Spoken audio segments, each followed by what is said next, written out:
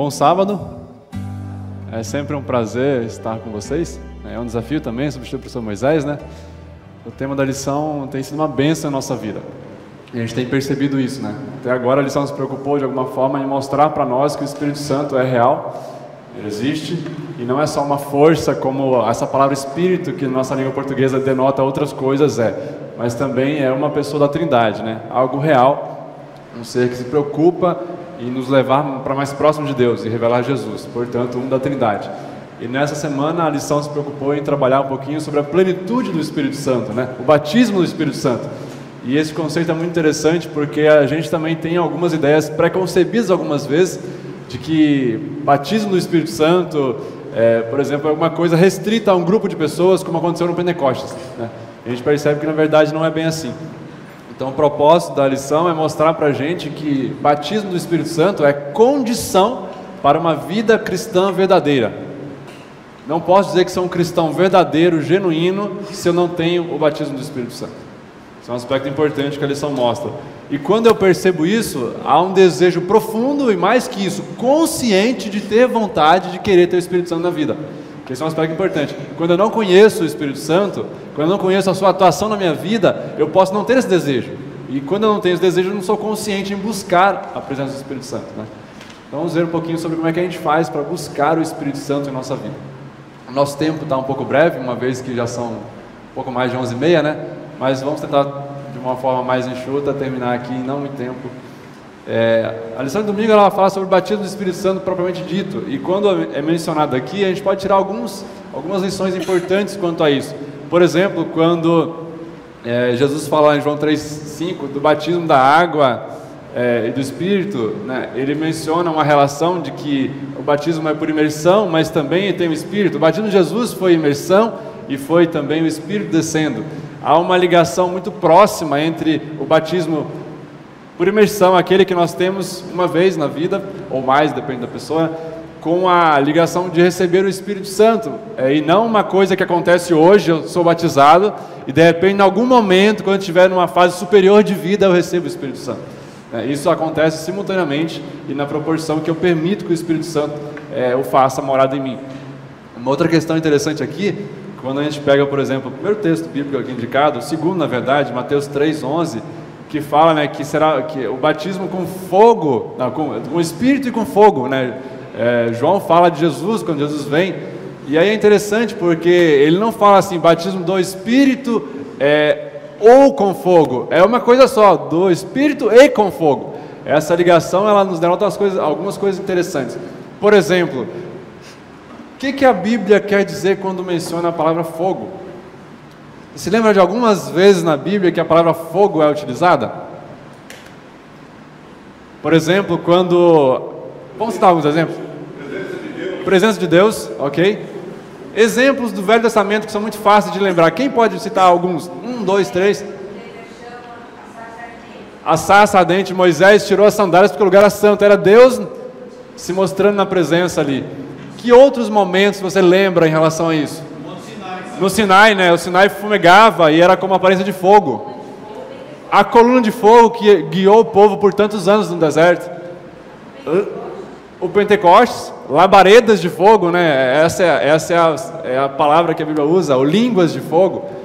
Tem outros casos, quando o povo sai, Adão e Eva saem do jardim, e a Bíblia fala que aquela espada era como uma espada flamejante, né?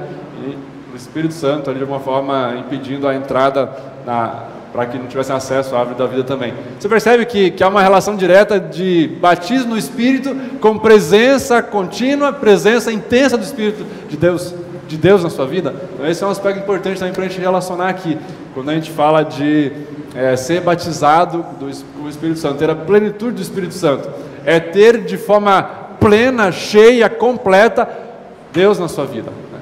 E aí a lição vai mostrando para a gente como é que a gente faz isso. E aqui acho que vale uma ressalva, porque muitas pessoas acham que batismo do Espírito Santo é o que houve no Pentecostes e que vai acontecer no futuro, de forma mais intensa ainda. Agora, qual seria a diferença entre o batismo do Espírito Santo na minha vida e o batismo do Espírito Santo do Pentecostes? Qual seria a diferença principal? Eu vejo uma diferença principal. Na minha vida, acontece comigo. No Pentecostes foi um grupo de pessoas, e aí a evidência ficou maior, percebe?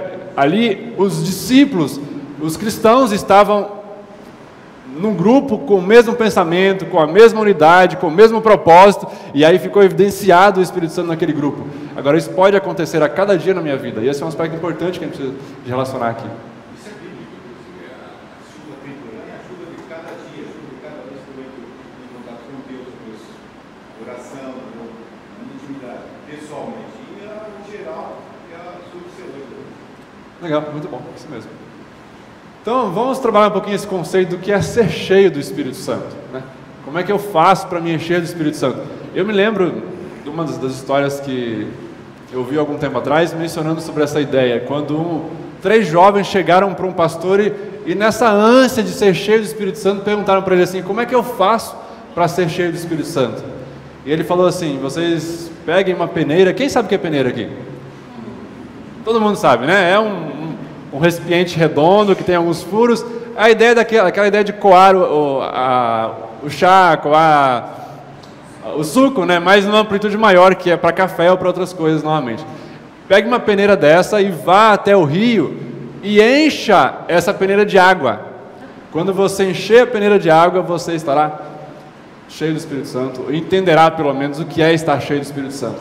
E quando é que aqueles 3 jovens foram para o rio, né? Um pouco incrédulos, e começaram o processo de colocar a peneira na água e tirar, colocar e tirar. Passaram uns 10, 15 minutos, 2 falaram assim: ah, isso é besteira, vou embora, foram embora.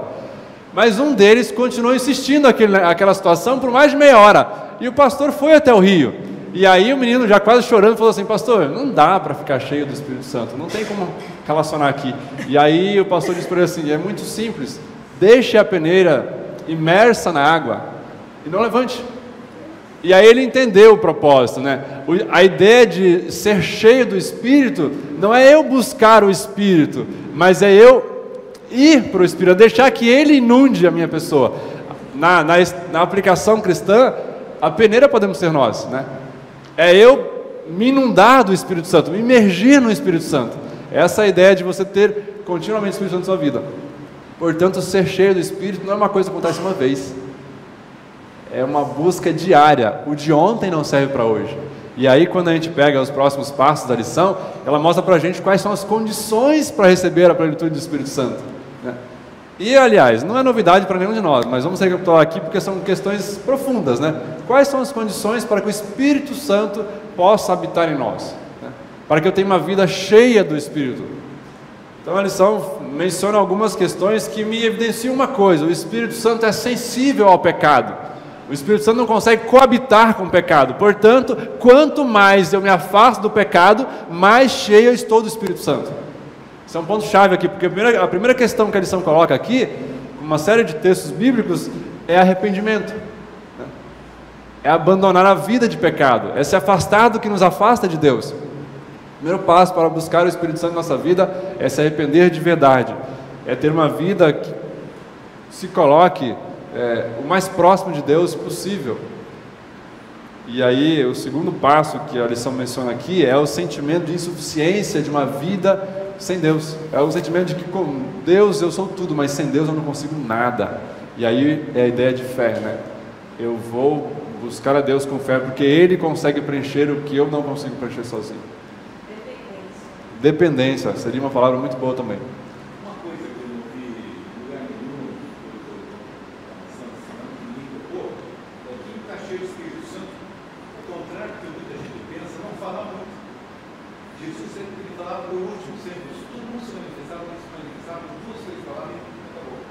A lição de Jó continua nesse trimestre, porque enquanto eles ficaram calados, os 7 dias, 7 dias da perfeição, eles fizeram o ideal, depois só falaram bobagem, né? Então, o silêncio, o Espírito Santo fala muito mais no silêncio, e as pessoas que têm o Espírito Santo, elas não falam demais, elas não são barbadoras. Como é isso? Pode ver os movimentos evangélicos, desceu o Espírito, ele começou a falar, não sei quanto, começou a falar. Não é falar, é agir, é ação. E não é, exato, é ação e é falar o que deve ser falado, né? E a gente erra demais ao falar muito. Um outro ponto que a lição toca aqui, que é fundamental na vida do cristão, é a oração. A oração é esse momento que eu tenho para buscar a plenitude do Espírito Santo. Portanto, num resumo da lição de terça-feira, é se arrepender de verdade, buscar a Deus, ter comunhão com Ele, acreditar que eu posso estar próximo de Deus e buscar continuamente a sua vontade. Como é que eu faço isso? Comunhão diária com Deus. É estar próximo dEle. É viver de acordo com o que Ele pede que eu viva. Portanto, é buscar na sua palavra a sabedoria para viver. Pedir em oração pelo Espírito Santo, pelas coisas que eu preciso. Essa situação de orar e buscar, ela precisa ser contínua na nossa vida. E aí, no mundo que nós vivemos, e eu sou exemplo vivo disso pela correria que eu tenho, a gente muitas vezes não tem tempo para as coisas de Deus. E quando faz de forma muito rápida, achando que 5, 10 minutos de oração, aliás, de oração não, de estudo da Bíblia, porque oração de 10 minutos para alguns é a eternidade, né? Alguns minutos de oração e estudo da Bíblia vai fazer com que a gente tenha condições de viver 24 horas com Deus. É mesquinhez nossa pensar assim. É claro que é importante e é buscar nas primeiras horas do dia, mas é a percepção de que não basta buscar Deus em um momento, mas é comunhão diária com Ele. É o dia todo. Vigiar constantemente. É o senso contínuo da presença de Deus. E isso é uma coisa que nos escapa na correria da vida. E aliás, eu acho que o inimigo tem pensado muito nas estratégias para nos manter ocupados. E a tecnologia, ela faz muito bem esse papel, né? E isso pode nos tirar de cena essa percepção de estar próximo de Deus, que nos permite conhecer Deus para o próximo passo, que é obediência à vontade de Deus. Uma outra característica é esvaziar-se. Eu tenho que esvaziar o Espírito. Eu gosto muito de uma palavra muito comum: quem se acha está perdido. Toda pessoa arrogante, toda pessoa dentro da nossa igreja, que se julga ou pregador, se julga ou professor, se julga ou médico, isso não vive. Outra coisa, característica do Espírito Santo, é assumir riscos. Uma das coisas simples, você chegar no restaurante e fazer uma oração. Quem está assumindo o Espírito Santo? Quem onde estiver para fazer essa oração. Tem pessoas que definindo o lugar das pessoas que estejam em contato, não vai fazer oração. Vai comer junto com os outros, ou disfarça a oração.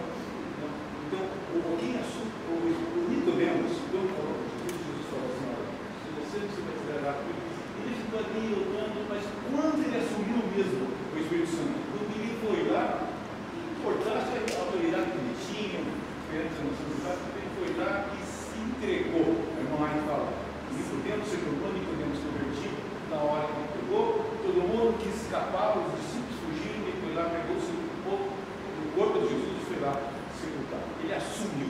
Então, quem tem o Espírito Santo assume que é filho de Deus. Esse é um aspecto interessante. Eu tive uma experiência recente com essa ideia que você mencionou de assumir riscos, né? Orar em público, num restaurante, por exemplo, uma coisa que às vezes a gente tem vergonha, né? Abaixa, faz um negócio de 30 segundos, 30 segundos não, 3 segundos, né? Para terminar logo. E teve um dia, eu fui para Uberlândia muitas vezes no semestre passado, ano passado, por causa do doutorado, e aí eu me hospedei num hotel e no restaurante, eu parei, fiz minha oração, e quando eu terminei o café da manhã, alguém me procurou e falou assim: acaso você é adventista do sétimo dia? Eu achei curioso, né? Como é que uma oração... E eu não sabia nem por quê, porque eu orei bem antes de comer. Eu comi, fiquei um tempo ali, depois eu saí. Aí eu fiquei pensando: o que eu fiz aqui que não tem nenhuma plaquinha, não tem nenhuma evidência na minha roupa? E aí eu falei: sou sim, por quê? Ah, não, eu percebi da forma como você orou.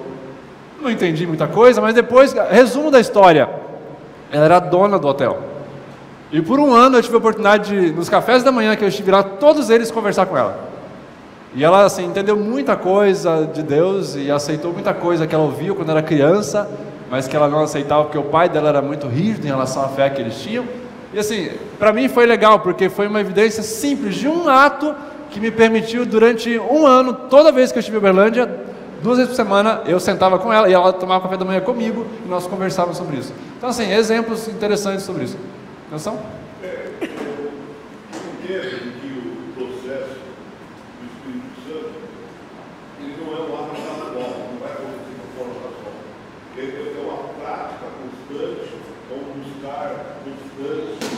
Estudo, da meditação, da comunhão, do testemunho, está dizendo, esse fato de Deus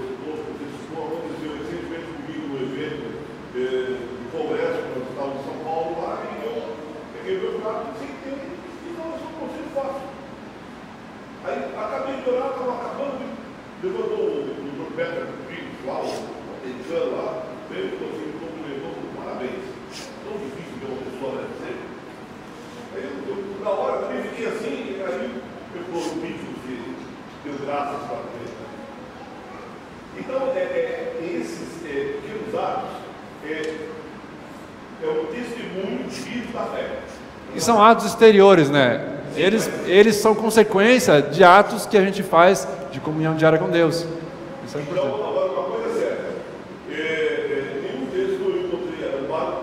Se você não orar, se o povo não orar, não botar o joelho, não haverá derramamento do Espírito Santo sem oração. Ao ouvirmos a voz do Espírito Santo, às vezes, nós também não aceitamos o que Deus quer falar para nós. E ao ouvirmos, Deus também está trabalhando com o nosso coração. Levando ouvindo aqui algumas coisas, nos levam àqueles 3 jovens. No dia que eles foram elevados à fornalha, eles não estavam ali naquele momento, eles tinham aceitado primeiro a voz de Deus lá atrás, na alimentação. Foi lá na alimentação, num ato lá atrás, que foi trabalhando o coração deles, para então, naquele momento de crise, eles põem a fé dele ali em teste. Nós, às vezes, ouvimos a voz de Deus através do Espírito Santo, mas queremos seguir o nosso próprio caminho. Então, aqui uma advertência para nós também. Às vezes, aí o irmão diz egocentrismo, sabe? Às vezes a gente está num topo tão alto que a gente não quer baixar desse topo. Nós temos que ouvir a Deus e deixar que Deus conduza o nosso coração.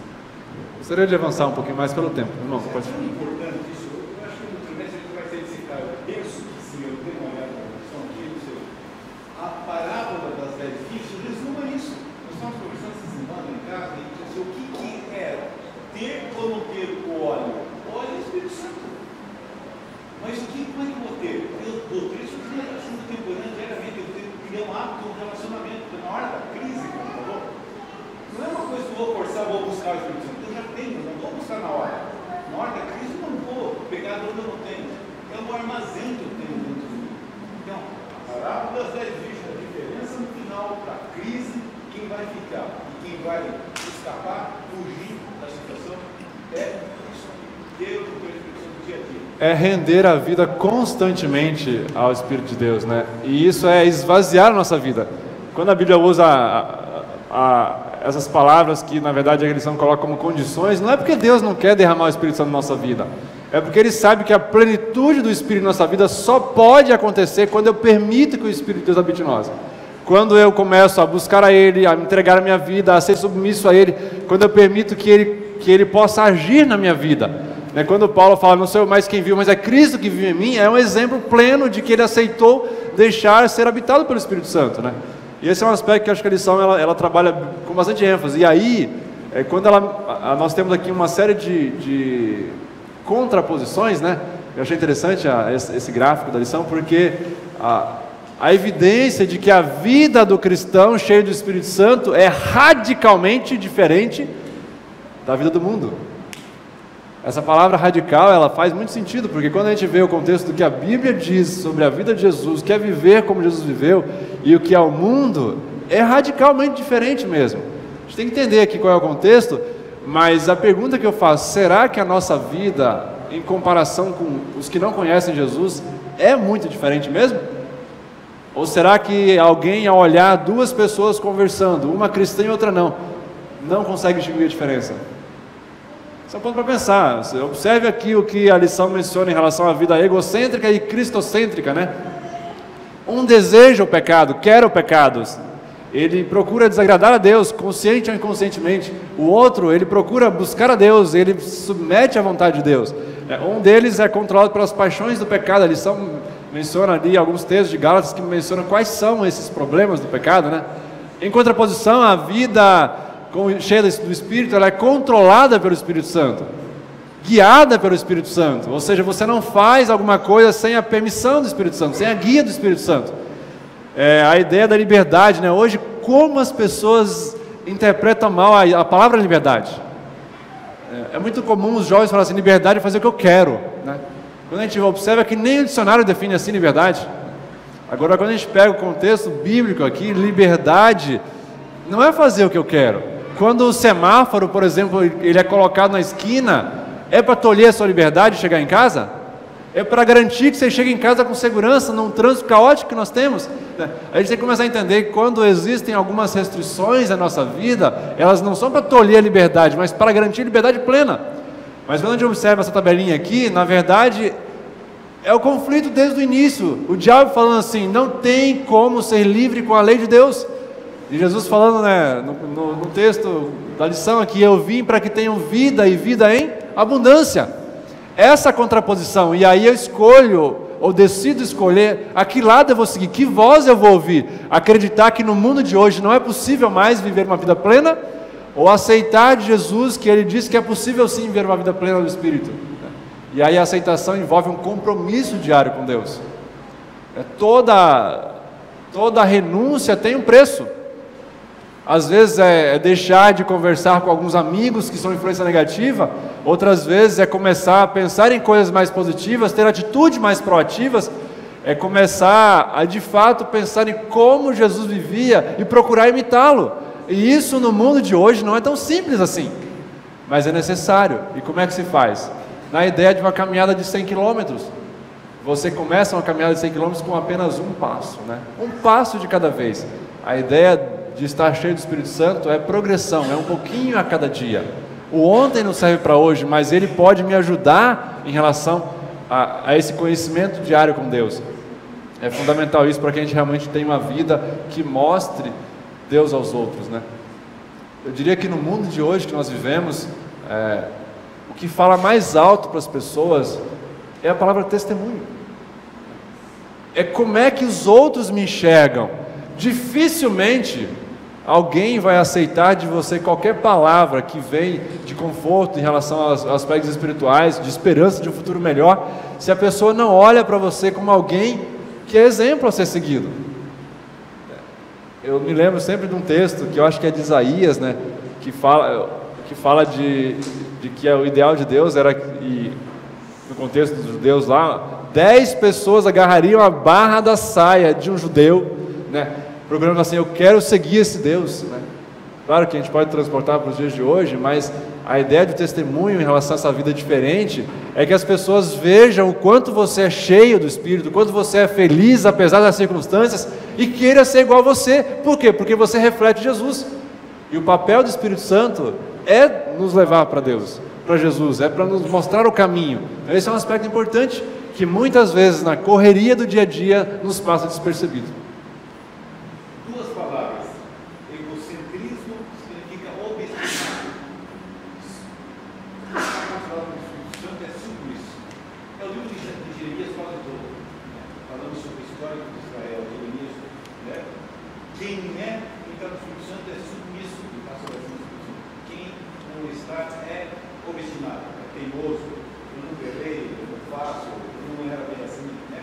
Então é isso. Duas palavras, obstinado e submisso. Já indo para o final, irmãos, uma outra questão que é um pouco mais complicada, que envolve isso também, é que muitas vezes a gente reconhece, a gente sabe os nossos erros, a gente percebe o que deve ser feito, mas queremos fazer isso sozinhos. É aquela ideia do não convertido que quer primeiro se mudar a vida para depois buscar a Deus. E começamos a tentar mudar um hábito exterior, outro hábito, e achamos que isso muda a nossa vida. Quando que na verdade não é possível mudar a nossa vida interior sem a busca do Espírito Santo, sem a ajuda do Espírito Santo.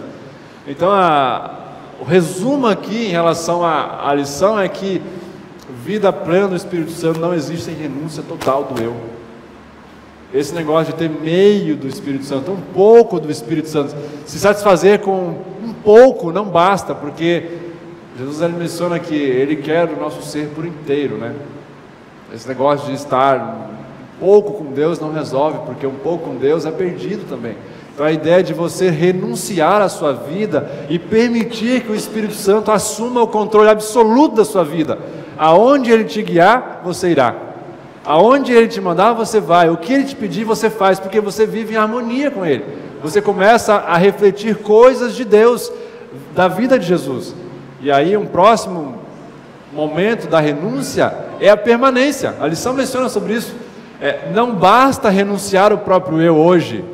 Eu preciso manter isso cativo sobre a ajuda do Espírito Santo e com a ajuda do Espírito Santo, que é permanecer em Deus. E aí volta para a lição de terça-feira. Como é que eu faço isso? Oração, leitura da Bíblia, comunhão com Deus. E isso deve ser feito diariamente. Só completando, você começou ali falando do Espírito Santo como um mar. E é comparado com o mar nessa hora aí. Está muito bem o exemplo. Quando entra o gás aqui, ele não fica no cantinho. Ele ocupa a sala toda. Ele está concentrado, né? Ele está concentrado, ocupa o restante todo, não ocupa um pedaço. O Espírito Santo, ou ele ocupa uma pessoa, ou ele não ocupa. Pela metade, um pouquinho, né? Então, que a gente possa, durante essas próximas lições, compreender isso. Tem alguns temas bem pontuais, por exemplo, que a gente poderia trabalhar hoje, mas não dá tempo, que é a questão da diferença entre a plenitude do Espírito Santo, o batismo em relação à imersão, né? E também a diferença de pecar contra o Espírito Santo. Algumas pessoas começam a não perceber a diferença, mas a gente poderia dizer que assim, cheio do Espírito Santo, o batismo do Espírito Santo é exatamente o contrário de pecar contra o Espírito Santo. Então, a lição vai ter momentos pontuais para falar sobre isso também, mas que a gente possa compreender que é possível sim ter uma vida plena do Espírito Santo. Não é um privilégio para a elite espiritual da igreja, mas é um privilégio otorgado a todos nós, e todos nós podemos e todos nós precisamos do Espírito Santo para alcançar o céu. A nossa jornada rumo ao céu não terá nenhum sucesso, nenhum êxito, se nós não permitirmos que o Espírito Santo de Deus nos conduza em meio à turbulência da vida. Com tantos caminhos que a gente tem nessa vida, é somente Ele que vai poder ser o guia seguro para que nós possamos chegar no céu. Que a gente possa compreender isso e, de fato, repensar a nossa vida espiritual, permitindo que Ele nos use a cada dia. Como? Mantendo comunhão diária com Deus. Estamos chegando agora aos 10 dias de oração, em seguida aos 40 madrugadas com Deus. É uma tentativa da igreja de relembrar para você de que é preciso manter comunhão diária com Deus, senão você já estará no caminho errado e dificilmente poderá alcançar a salvação. Que a gente possa, de fato, buscar a Deus a cada dia e com isso estarmos cheios do Espírito Santo. Meu desejo, minha oração. Vamos orar como estamos? Vamos levantar então? Alguns levantaram? Amável Deus e Pai, aqui estamos nós, como filhos teus, estudando um pouco mais sobre como alcançar a plenitude do batismo do Espírito Santo. O Senhor possa nos ajudar a compreender um tema que muitas vezes não é compreendido pela igreja, mas que é fundamental em nossa vida. Principalmente quando compreendemos completamente esse tema, é que teremos condições de buscar completamente o Espírito Santo na nossa vida também. Nos ajude a viver uma vida digna de filhos teus, para que nosso testemunho convença outras pessoas de te conhecer e mais pessoas possam ser salvas por ti. Nos dê um bom restante de tarde, um bom sábado, em nome de Jesus. Amém.